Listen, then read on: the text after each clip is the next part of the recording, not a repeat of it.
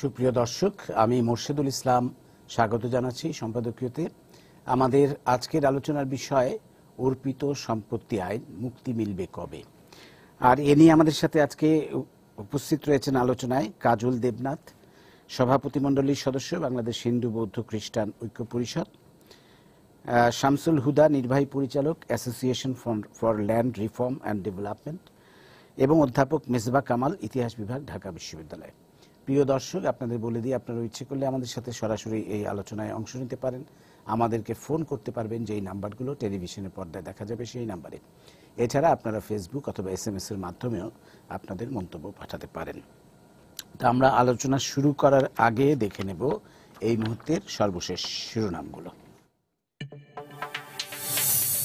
বেসরকারি বিশ্ববিদ্যালয়ের টিউশন ফির উপর ভ্যাট আরোপের প্রতিবাদে শিক্ষার্থীদের সঙ্গে পুলিশের সংঘর্ষ, স্বতন্ত্র পে স্কেলের দাবিতে পাবলিক বিশ্ববিদ্যালয়ের শিক্ষকদের দিনভর কর্মসূচি। সব মোবাইলের সিম আবারও নিবন্ধনের নির্দেশ, 3 মাসে 13 কোটি সিমের তথ্য যাচাই অসম্ভব বলছে মোবাইল অপারেটররা, ভোগান্তির আশঙ্কায় গ্রাহকরা। বিএনপি জামায়াত আন্তর্জাতিক লবিস্ট নিয়োগ করে ষড়যন্ত্র করায় জিএসপি সুবিধা ফিরে পায়নি বাংলাদেশ, সংসদে প্রধানমন্ত্রী বললেন এসব করে দেশের অগ্রগতি থামানো যাবে না। ৭১-এ মানবতা বিরোধী অপরাধে জামায়াত নেতা নিজামীর ফাঁসির রায়ের আপিল শুনানি 9 মাস পর শুরু, পরবর্তী তারিখ আবার 2 মাস পর।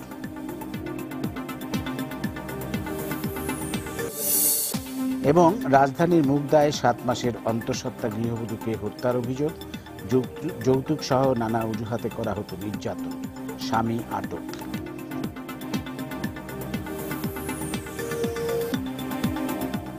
আমরা এবার চলে আসবো আমাদের আলোচনায়। আমরা জানি যে আজ থেকে ঠিক 50 বছর আগে 1965 সালে পাক ভারত যুদ্ধের সময় একটি কালো আইন জারি হয়েছিল এই দেশে, এবং সেটি ছিল শত্রু সম্পত্তি আইন নামে তখন, যে 1965 সালের 9 সেপ্টেম্বর থেকে 1969 সালের 16 ফেব্রুয়ারি পর্যন্ত যারা দেশ ত্যাগ করে ভারতে চলে গিয়েছিল, বিশেষ করে তাদের সম্পত্তি শত্রু সম্পত্তি হিসেবে গণ্য হবে, এই ধরনের একটি কালো আইন জারি হয়েছিল, যেটি স্বাধীনতার পর এটি আদর করে নামটির নাম বদল হয়েছে বটে, যে মানে শত্রু সম্পত্তির বদলে অর্পিত সম্পত্তি আইন হয়েছে, কিন্তু কাজের কাজ কিছুই হয়নি। এবং আমরা জানি যে 2001 সালে বর্তমান আওয়ামী লীগ সরকারের, তখন আওয়ামী লীগ সরকার ক্ষমতায় ছিল, তার ক্ষমতার শেষ দিকে এটি অর্পিত সম্পত্তি প্রত্যার্পণ আইন একটি যা মানে হয়েছিল, কিন্তু সেটি বেশি দূর আগায়নি তখন বিএনপি সরকার ক্ষমতায় আসার পর। যদিও তারপরে আবার 2011 সালে আবার নতুন করে উদ্যোগ শুরু হয়, কিন্তু এখনো পর্যন্ত বিশেষ করে আমলাতন্ত্রের জটিলতায় এটি এগোতে পারছে না। এবং আমরা জানি যে 7বারের মতো, 7মবারের মতো মন্ত্রিসভায় এটি সংশোধনী, এটি বাতিল হয়েছে, মানে আবার রিভাইজ করে জমা দিতে বলা হয়েছে, মনোপুত না হয়। আমরা জানি যে আসলে সরকারের সদিচ্ছা আছে, সরকারের উচ্চ পর্যায়ে সদিচ্ছা আছে, এটা আমরা বুঝতে পারছি, কিন্তু কোথায় যেন আটকে যাচ্ছে। আমরা একটু জানতে চাই, একটু সহজ করে জানতে চাই আসলে বিষয়টি একটু সহজভাবে আমাদের দর্শকদের, যদি আমি বলবো শামসুল হুদা, আপনি যদি একটু আমাদের দর্শকদের জন্য সহজভাবে মোটামুটিভাবে আইনটি কি এবং কি অবস্থা এখন আছে একটু যদি বলেন। সহজভাবেই আমরা বুঝি, কারণ আমরা তো আইনজ্ঞ না, অতএব আমাদের সহজ করেই বুঝতে হয় এবং সহজ করেই বলবো। আসলে আপনি শুরুতেই বললেন যে 1965 সালে পাকিস্তান এবং ভারতের মধ্যে কাশ্মীর বিরোধকে কেন্দ্র করে যে 17 দিনের যুদ্ধ, সেই যুদ্ধের সময়, যুদ্ধের শুরুতেই দেশে জরুরি অবস্থা জারি হয়, 6 সেপ্টেম্বর যুদ্ধ শুরু হয়, এবং তার 3 দিনের মাথায় অর্থাৎ 9 সেপ্টেম্বর এই কালো আইনটির সূত্রপাত, শত্রু সম্পত্তি আইন হিসেবে।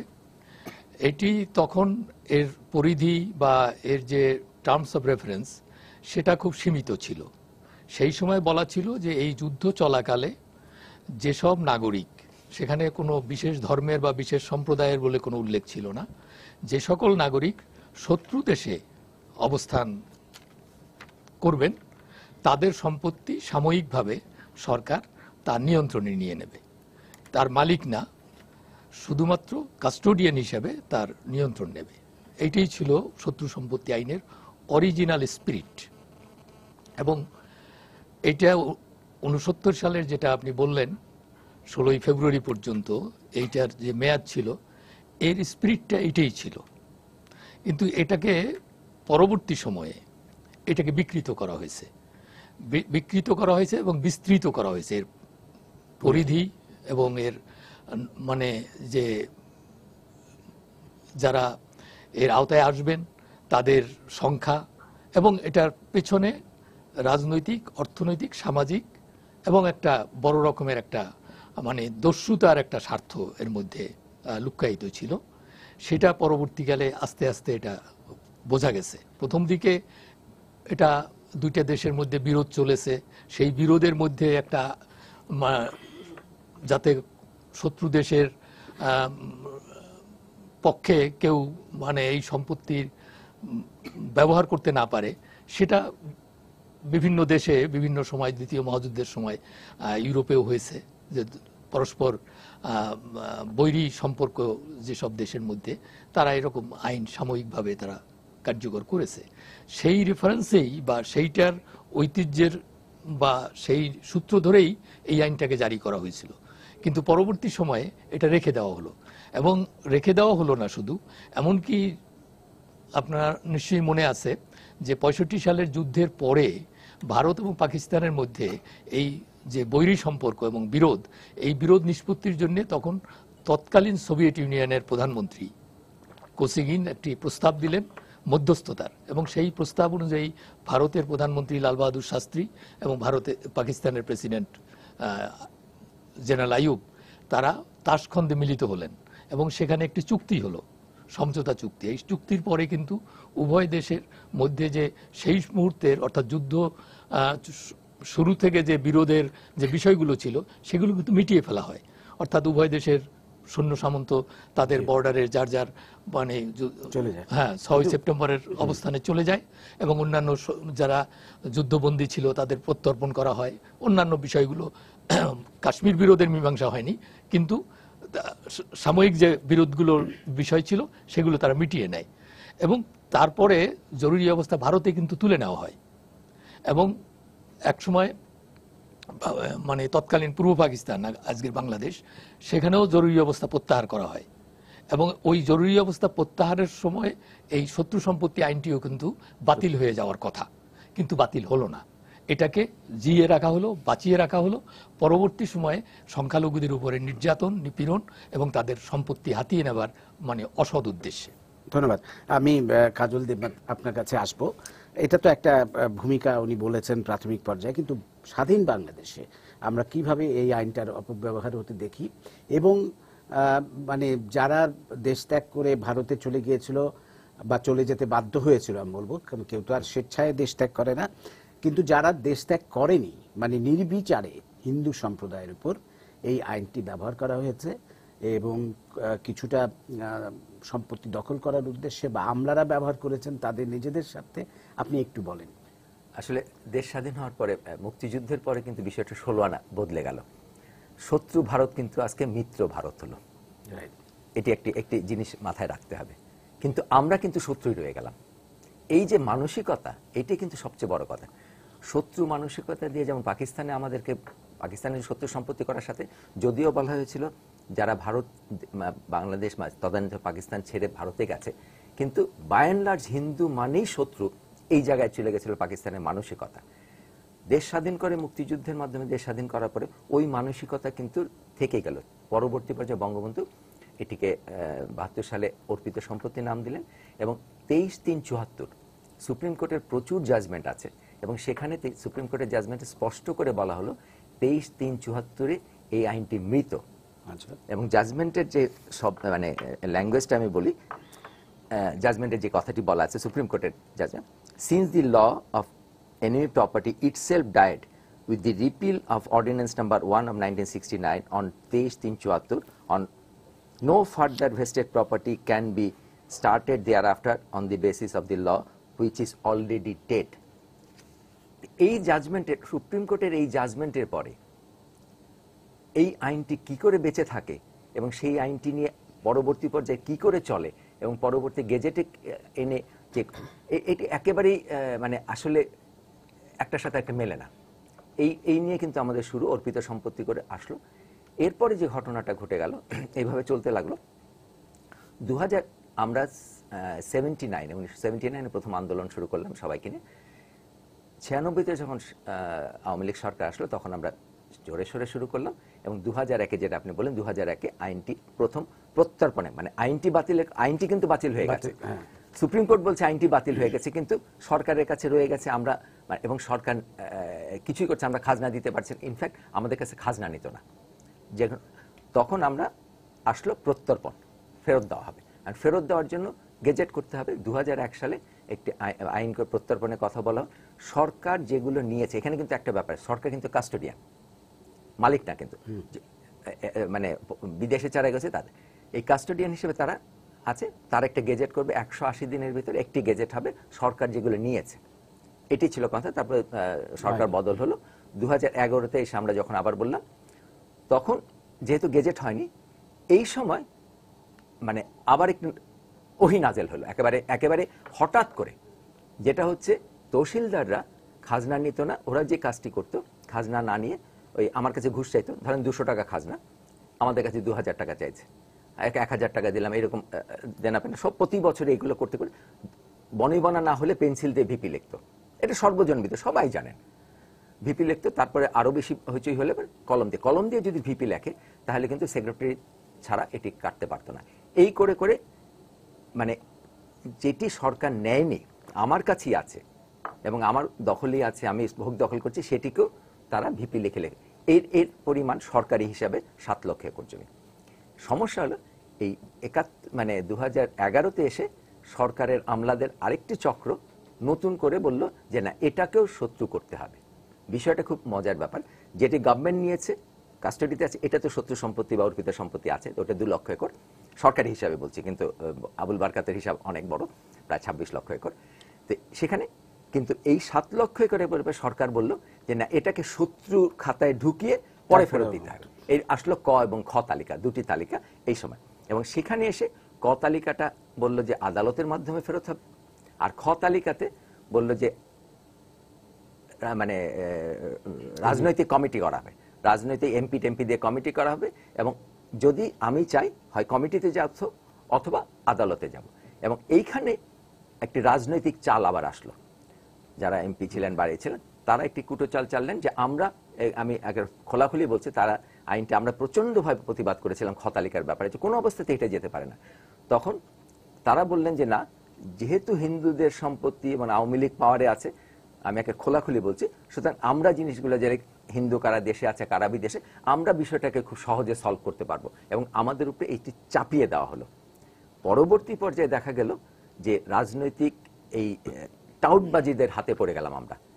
এবং এইটি পরবর্তী পর্যায়ে এসে 2015-তে আমরা যখন মানে শেষ দিকে, আমি অত ডিটেলসে যাচ্ছি না, এমন একটা পর্যায়ে চলে গেল মানে রাজনৈতিক টাউটরা বলতো যে পর্তা হিসাব, তারপরে তোমার সম্পত্তি ফেরত দিয়ে দেবো, চুক্তি যে যাওয়া, এবং চুক্তিটা 2 রকম, টাকা দেবে, আবার বললো যে না, তোমার সম্পত্তি ফেরত দিলে অর্ধেক তুমি আমাকে দেবে, অর্ধেক আমাকে, নানা ধরনের বিষয়ের মধ্যে যে এমন একটা জায়গা গেল। পরে প্রধানমন্ত্রীর সাথে আমরা দেখা করলাম, দেখা করার পরে আমরা কনভিন্স করতে পারলাম এবং আলটিমেটলি 2013-র অক্টোবরে এসে খ তালিকাটা বাতিল হলো। কিন্তু বাতিল হলো আর ক তালিকা আদালতে রয়ে গেল। বাতিল হলো, কিন্তু বাতিল হলেও আমরা কিন্তু এখন যেটি আছে বাতিল হয়ে যাওয়া মানে, এবং এখানে মজার একটা ব্যাপার আছে। খ তালিকা বাতিলে বলা হলো স্পষ্ট আইনের ভিতরে, ভাষাটা চেষ্টা করুন বুঝবেন, বলা হলো খ তালিকা এমনভাবে বাতিল হলো যে এই সম্পত্তি, খ তালিকাভুক্ত সম্পত্তি কোনোদিনই অর্পিত সম্পত্তি হিসেবে ঘোষিত হয়নি বলে ধরে নিতে হবে। তার মানে এটি কি একেবারে অর্পিত সম্পত্তি না, তাহলে এটা ল অফ দি ল্যান্ডে চলে যাবে। আমার সম্পত্তি আমার দখলে আছে, কাকার কাছে থাকুক, চাচার থাকে থাকুক, আপনার কাছে থাকুক, ল অফ দি ল্যান্ডে যাবে। কিন্তু এই নামজারিতে যে শেষে এসে যেটা হলো তহসিলদার এবং এসি ল্যান্ডরা ঘুষ বাণিজ্যের, মানে আসলে ব্যাপারটা হচ্ছে কি, এই প্রত্যর্পণের নামে একটি ঘুষ বাণিজ্য চলছে এবং আমলারা সেই জিনিসটি কন্টিনিউ করছে।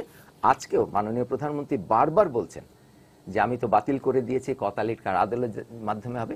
এই আদালত এবং দুটিতেই আমরা কিন্তু একেবারে, আমি এক কথায় বলছি, আমরা সত্যি কথা, এটি এমন একটা অবস্থা, এটা কপিলা গায়ের মতো, যে বছর ধরে খালি দুধই দেবে, খালি দোয়াতে জানতে হবে, এবং এইভাবে বিষয়টি চলছে, এবং আজকেও আমরা জর্জরিত অবস্থায় আছি। জি, মেজবা কামাল, আপনার কাছে যাব আমরা। যেটা একটি কথা এসছে, এই যে খ তালিকা বাতিল হবে, এটি আমলারা আসলে, আমলাদের যে ভাষ্য, যে বিশেষ করে ডিসি যারা আছেন, তারা বলছেন যে তারা আইনি জটিলতায় পড়তে পারেন ভবিষ্যতে, এই আশঙ্কায় তারা বিষয়টা তাদের পক্ষে আরো স্পষ্ট আইন চান তারা, ইত্যাদি ইত্যাদি। আমি একটি উদাহরণ দিচ্ছি। নারায়ণগঞ্জের একটি জমি কয়েকদিন আগে ট্রাইব্যুনালে মামলায় জিতেছেন, যার জমি তিনি, এবং তিনি পরে আপিল বিভাগে যাওয়ার পর আপিল বিভাগও তার পক্ষে রায় দিয়েছেন, কিন্তু ডিসি কিন্তু তার পক্ষে জমিটা এখনো নামজারি করে দিচ্ছেন না। ডিসি পাঠিয়েছেন সেটা মন্ত্রণালয়ে, ভূমি মন্ত্রণালয় থেকে যে নির্দেশটা তাকে দেওয়া হয়েছে, 4 লাইনের একটা নির্দেশ, দেখুন সেখানে লেখা আছে যে কোনো অসঙ্গতি পরিলক্ষিত না হলে এবং এর মাধ্যমে অনিয়মতান্ত্রিকভাবে সরকারের কোনো ক্ষতি সাধিত না হলে আদালতের রায় বাস্তবায়ন করা যেতে পারে। তার মানে এই যে দুটি লাইন লিখে দিলেন, কোনো ক্ষতি না হলে, সরকারের কোনো ক্ষতি না হলে, তার ডিসি এই রিস্কটা কেন নেবেন যে ভবিষ্যতে যদি বলে যে সরকারের ক্ষতি হয়েছে? এই যে আমলাতান্ত্রিক মানসিকতাটা আমরা কিন্তু এই একটি রায়ের এবং যে মন্ত্রণালয়ের যে অভিমত, সেটা দিয়ে বোঝা যাচ্ছে। তা আপনি কি বলবেন, এখানে সমস্যাটা কোথায়? মন্ত্রণালয়ের যে আপনি অভিমতটা পড়ে শোনালেন, এটা তো হচ্ছে একদম সরাসরি আদালতের যে এখতিয়ার, তার উপরে হস্তক্ষেপ এবং আদালতের অবমাননা। এবং যে দেশে মন্ত্রণালয় আদালতকে মানে না, সেই দেশে আপনার আইনের শাসন কিভাবে হবে? বাংলাদেশে এই যে আপনার অর্পিত সম্পত্তি আইন নিয়ে যা হচ্ছে, এতে তো বাংলাদেশে মানে 1 নম্বর হচ্ছে যে এই আইনটাই একটা প্রচণ্ড অন্যায় আইন। এই আইনটা কখনো হওয়া উচিত ছিল না, এটা মানবাধিকারের বড় একটা লঙ্ঘন। আর তারপরে আপনার সেই আইনটাকে সেই আইনটাকে পরিবর্তন করে এখন যে প্রত্যর্পণের যে বিষয়টা এসছে, এটা নিয়ে যে কাজটা চলছে এখন, সেটা আপনার একটা দৃষ্টিভঙ্গির প্রতিফলক। আসলে যে ডিসি মহোদয়ের কথা আপনি বললেন, এরকম ডিসি মহোদয়ের সংখ্যা খুব কম নয়, এবং তারা বিভিন্ন জায়গায় বসে আছেন এবং হয়তো ডিসি হিসেবে আছেন বা অন্য কোনো পদে আছেন, এবং আমরা দেখছি যে এদের যে দৃষ্টিভঙ্গি, সেই দৃষ্টিভঙ্গিটা হচ্ছে একটা ভীষণভাবে সাম্প্রদায়িক দৃষ্টিভঙ্গি। এবং আসলে পাকিস্তান আমাদের এখান থেকে চলে গেছে, কিন্তু পাকিস্তানের প্রেতাত্মা এখনো অনেকের উপর ভর করে আছে, এবং আমরা বিশেষ করে আমলাতন্ত্রের উপরে আমরা সেটা বেশ ভালোভাবেই দেখতে পাই। কেননা আপনার এরা এই সাম্প্রদায়িক লোকজন, তারা কিন্তু যে কোনোভাবে হোক, যে হিন্দুর সম্পত্তি, অমুসলমানের সম্পত্তি, তার উপরে মুসলমানের কর্তৃত্ব প্রতিষ্ঠা করার কাজটাকে রাষ্ট্রীয় আনুকূল্যকে ব্যবহার করে, ক্ষমতাকে ব্যবহার করে তারা করতে চাইছেন, যদিও নাগরিক হিসেবে সকলের সমানাধিকার, আমাদের সাংবিধানিকভাবে সমানাধিকার। আমি একটু বলি আপনার, আসলে এই যে ব্যাপারটা যা ঘটছে, এটা আমাদের জন্য অত্যন্ত লজ্জার, আমাদের বাংলাদেশের একটা কলঙ্ক, গোটা জাতির একটা কলঙ্ক এটা। এবং 17 দিনের যে যুদ্ধ, 17 দিন পরে শামসুল হুদা ভাই বললেন যে 65 সালে, আজকে থেকে 50 বছর আগে যে যুদ্ধ 17 দিনের মাথায় শেষ হয়ে গেছে, এবং তখন যে আপনার জরুরি অবস্থা জারি হয়েছিল, সেই জরুরি অবস্থাও প্রত্যাহার হয়ে গেছে কিছুদিন পরে। কিন্তু আপনার এইটা আমাদের সমাজের মধ্যে এমন একটা যুদ্ধকে নিয়ে এসছে, যে যুদ্ধটা 50 বছর ধরে চলছে এবং আমরা এখনো মুক্তি পাচ্ছি না।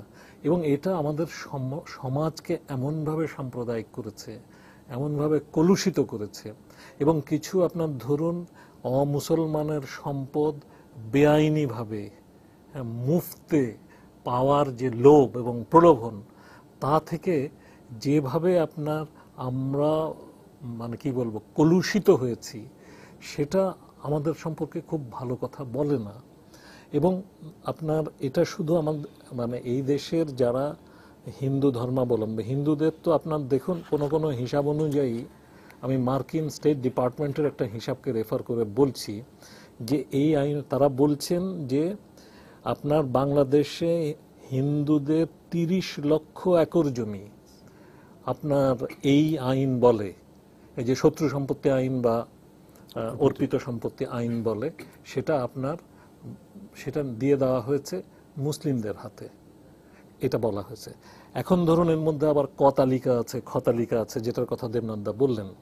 এখন খ তালিকাকে যেহেতু এই বর্তমান মহাজোট সরকার তারা এসে আপনার এই বিষয়ে সুনির্দিষ্টভাবে মানে সিদ্ধান্ত দিয়েছেন, তারপরেও কিন্তু এখনো জমি ফেরত পাওয়া যাচ্ছে না।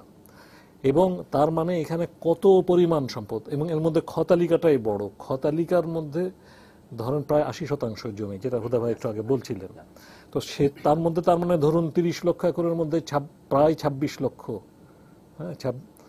একর হচ্ছে খ তালিকায়। সেটা তো একেবারেই এর পর্যায়ভুক্ত কখনোই হওয়া উচিত ছিল না, এবং আইনগতভাবে এটা নয় বলেই এখন আইন বলছে।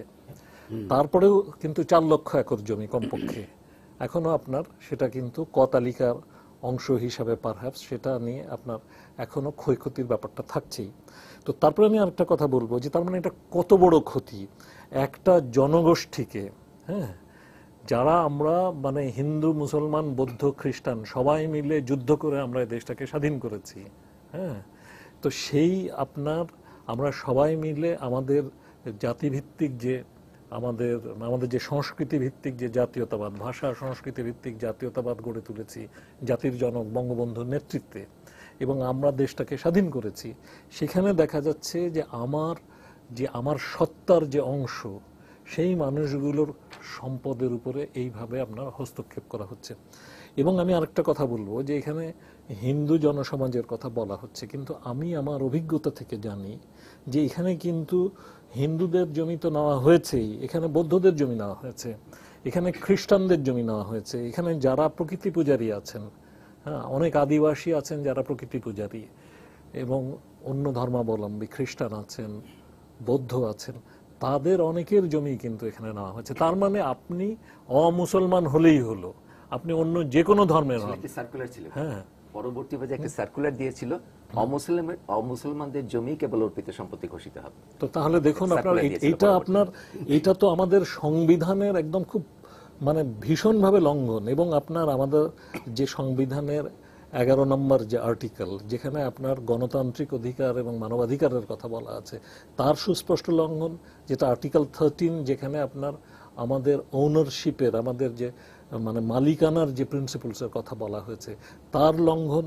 এখানে আর্টিকেল 27, যেখানে আইনের চোখে সকলের সমানাধিকারের যে প্রশ্ন, তার সুস্পষ্ট লঙ্ঘন।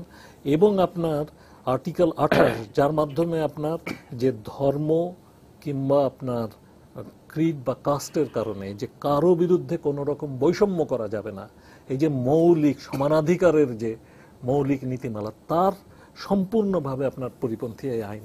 তো এখন আমি যেটা মনে করি, আমি দু একটা কথা বলতে চাই। আমি মনে করি যে এখন যে অবস্থায় এসছি, আমাদের অপরাধ, এটা আমাদের এটা টিকে থাকা মানে হচ্ছে আমাদের জাতিকে অপরাধী করে ফেলা। কতিপয় সুবিধাভোগী এই যে অমুসলিমদের যে সম্পত্তি, যারা এদেশের নাগরিক, জন্মসূত্রে নাগরিক, প্রতিটি মুসলমানের মতো প্রতিটি হিন্দু, প্রতিটি বৌদ্ধ, প্রতিটি খ্রিস্টান, প্রতিটি প্রকৃতি পূজারী মানুষ, তারা এদেশের সমান নাগরিক। তো তাদের উপরে এই যে অন্যায় অত্যাচার হয়েছে, এটার একদিন টিকে থাকাও হচ্ছে আসলে আমাদেরকে ছোট করছে না। সেক্ষেত্রে আমি একটা কথা বলি, একটা দুটো কথা।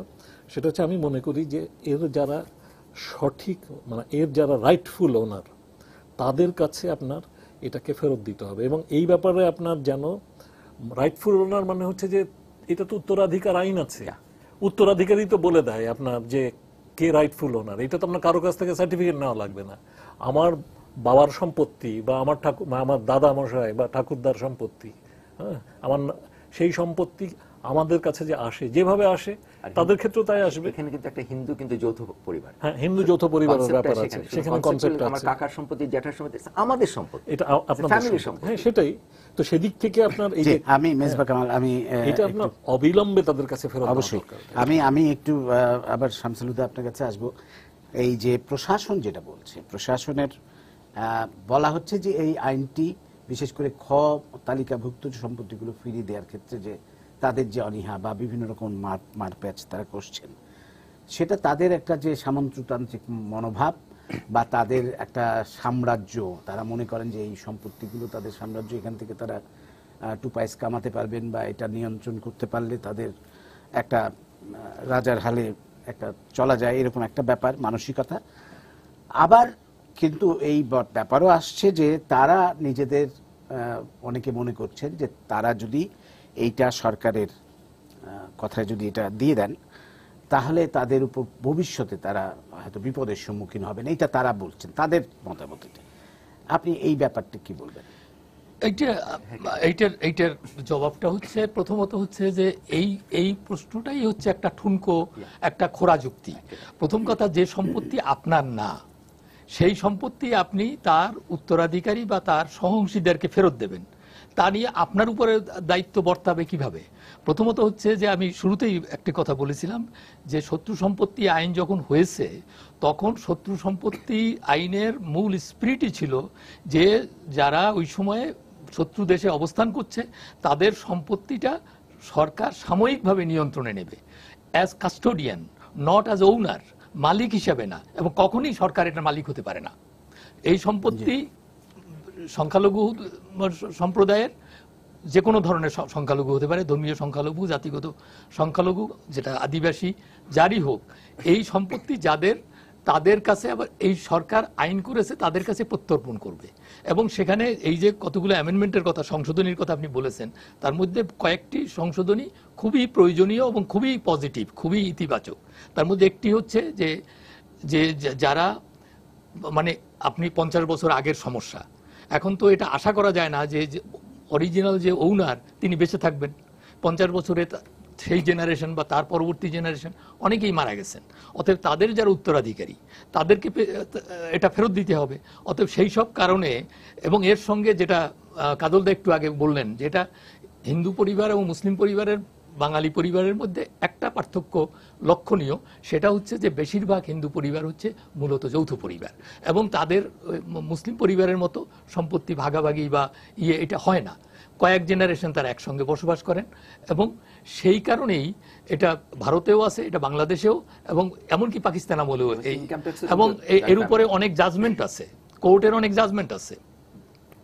তো সেখানে যে এইটাকে আইনে এটাকে স্বীকৃতি দেওয়া, সেইটা আইনে স্বীকৃতি দেওয়া হয়েছে যে কো শেয়ারার, সহ অংশীদার হলেও পাবে।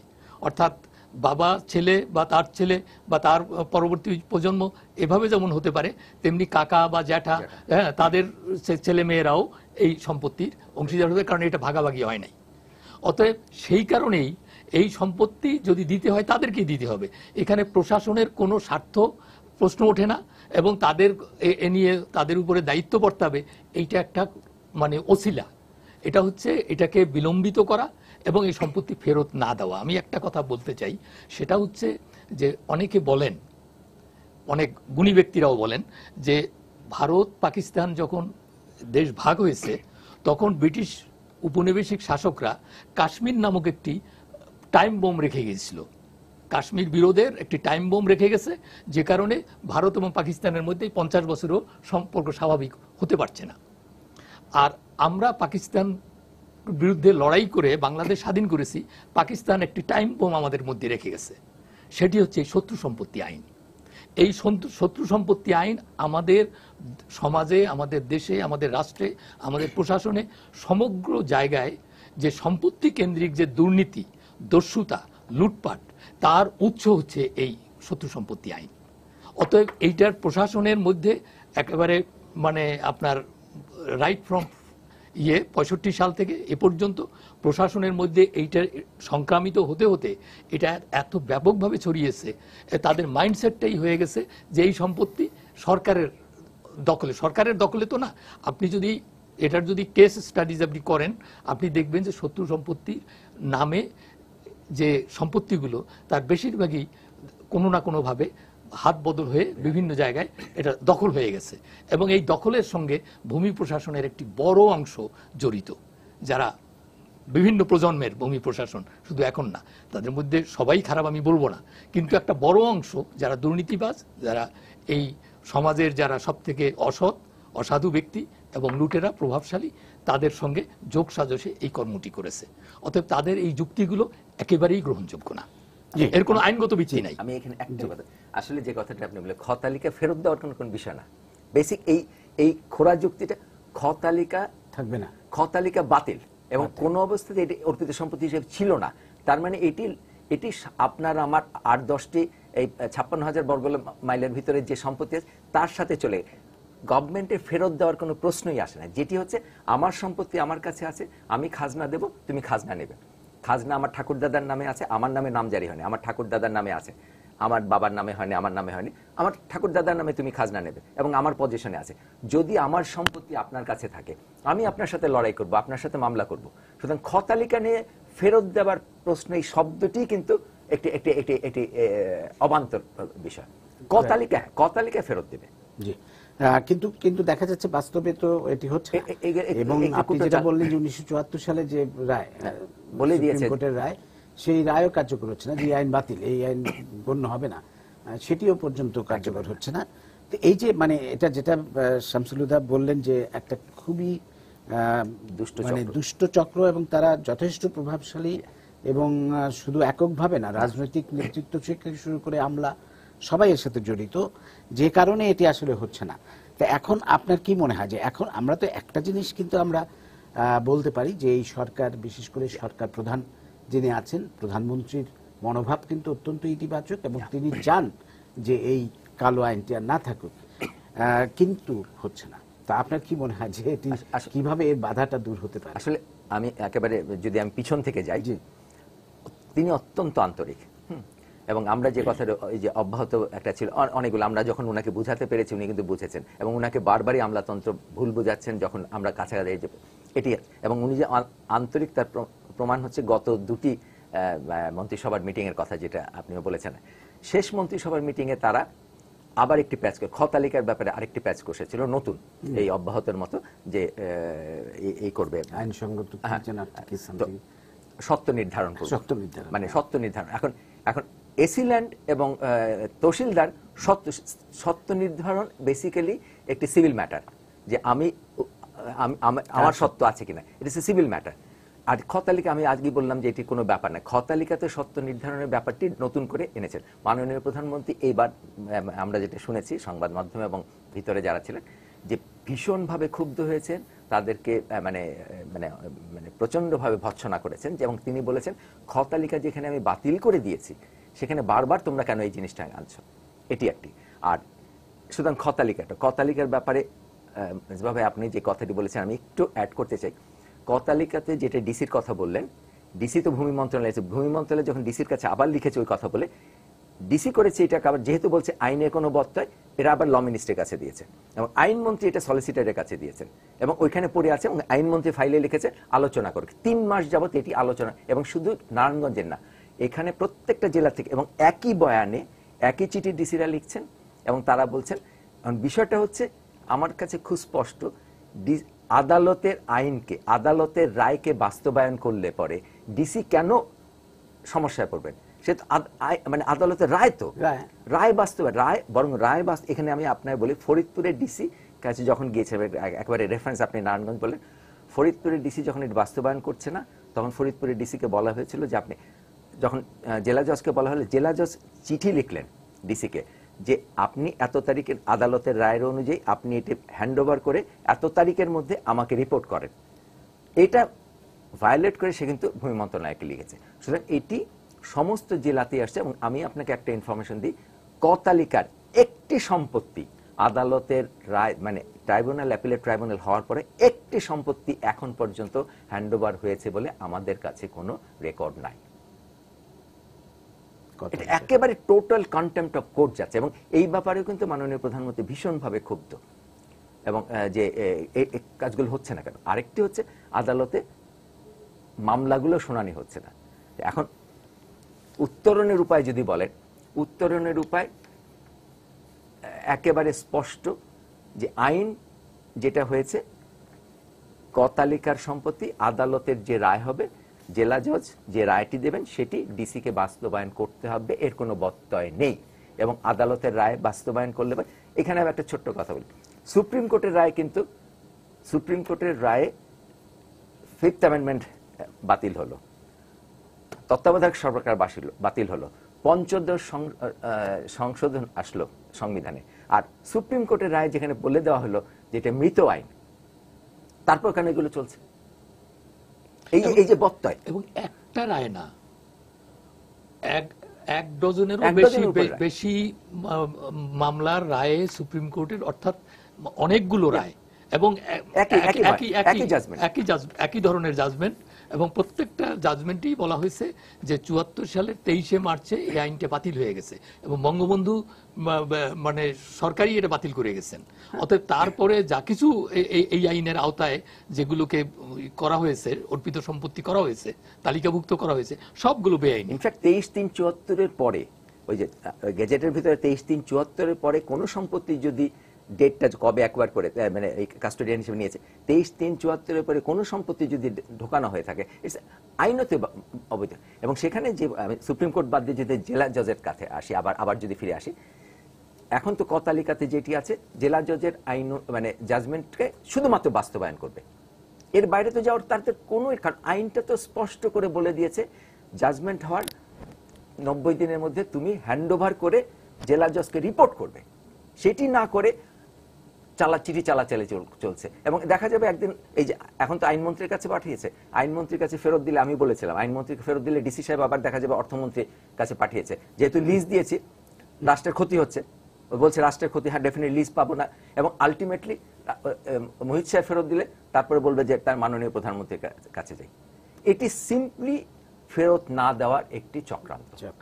এই ব্যাপারে আমি একটু যোগ করতে চাই। এক মিনিট। হ্যাঁ, সেটা হচ্ছে যে আপনার এমনকি 1968 সালে পাকিস্তানের সুপ্রিম কোর্টে এই বিষয়টা উঠেছিল এবং সেখানে পাকিস্তানের সুপ্রিম কোর্ট বলেছিল যে এটা হচ্ছে একটা পুরোপুরিভাবে একটা রাজনৈতিক ইস্যু। হ্যাঁ, এবং তারা বলেছিল, তারা গভর্নমেন্টকে শোকজ করেছিল যে তারা আপনার এই আইনের ব্যাপারে মানে কেন এটাকে বাতিল করা হবে না সেই কারণ দর্শানোর নোটিশ দিয়েছিল। কিন্তু আমরা দেখলাম যে তখন তো আইয়ুব খানের শাসনামল, আইয়ুব খান কিন্তু সেটা করেন নাই এবং পরে ইয়াহিয়া খানের সময় তো সেটা হলো না, আমরা সেটা 69-এ কি হলো সেটা আমরা জানি। তো এখন পাকিস্তান আমল থেকে এই যে আমলাতন্ত্র যে কাজটা করে আসছে, আমরা দেখছি যে এখনকার আমলাতন্ত্র কিন্তু সেই একই কাজ করছে। হ্যাঁ, এবং পাকিস্তানি আমলাতন্ত্র সে আপনার যে সাম্প্রদায়িক দৃষ্টিভঙ্গি ছিল, কারণ পাকিস্তানের জন্মটাই তো হয়েছিল সাম্প্রদায়িকতার উপর ভিত্তি করে।